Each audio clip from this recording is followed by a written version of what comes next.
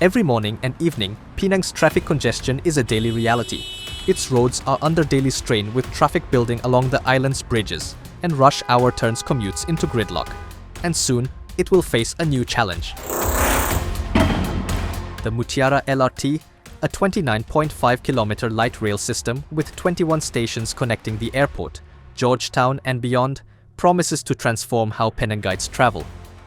But first, the island must endure years of construction.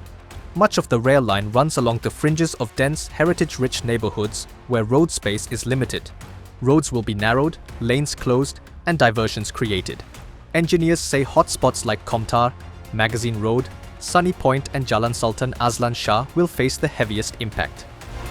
General Manager for SRS LRT Muhammad Faiz Daud said, while his team has experience building metros through urban areas such as the Kajang MRT and Putrajaya MRT in Kuala Lumpur and Selangor, replicating the same on Penang does not mean that it is a walk in the park. Penang, you have limited ROWs. Right and left is only the buildings, so you cannot acquire everything on the right and left. So what you have, your choice is only to put in the middle of the road. So when you put in the middle of the road, you are minimizing the existing lane. So this is how what is the challenges to be. So this is why we introduce more robust and make sure that traffic is smooth during the construction. To ease the pain, SRS LRT is deploying eyes in the sky. Drones will monitor congestion in real time, track bottlenecks, and even alert emergency responders to accidents. Project Director for SRS Consortium Sendirian Berhad, Adil Putra Ahmad, says the vantage point provided by drones allows prompt actions to be taken. Flying these drones will require permit and approval from CAAM, the Aviation Authority. Yeah. So we have to apply for the permit. They give us a permit for a certain period, for certain days. So our drone flight schedule follows that approval. Most of the time, we take the footage, get the drone to fly, take the footage, we come back and we analyze. And from there, we do our study.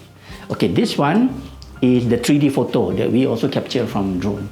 So we use this to study the possible options. And because it's 3D, then it's easier to see, The value of drones is that they can provide real-time traffic monitoring to identify congested areas, map out traffic patterns, and detect potential bottlenecks by tracking how traffic flows. All this information flows into a hub called SATCOM, the Surveillance, Enforcement and Traffic Command Center. Here, data from drones, ground sensors and government agencies is combined to manage traffic and even detect hazards, such as flash floods. Beyond traffic studies and drone surveillance, engagement with the community has been central. From residents and factory operators to religious institutions, stakeholders are being consulted about construction schedules, noise, and disruptions. They say the work will done until what time, until what time. They will do from start what time until what time. They say noisy, dusty, but we say no problem, this is a government project. The project is only for the rakyat, so we support them. For many, the LRT is more than just a transport system. It represents progress.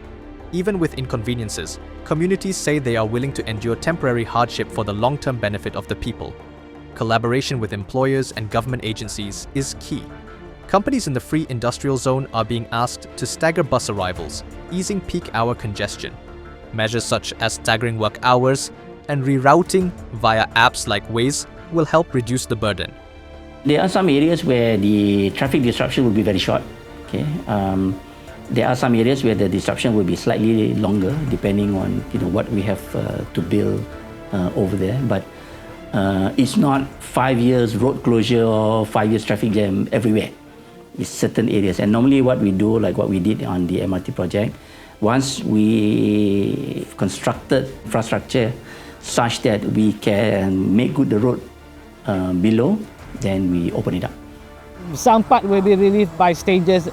So it means that in 3 years, you only have a few locations that have been disrupted, then other parts will be released smoothly by stages.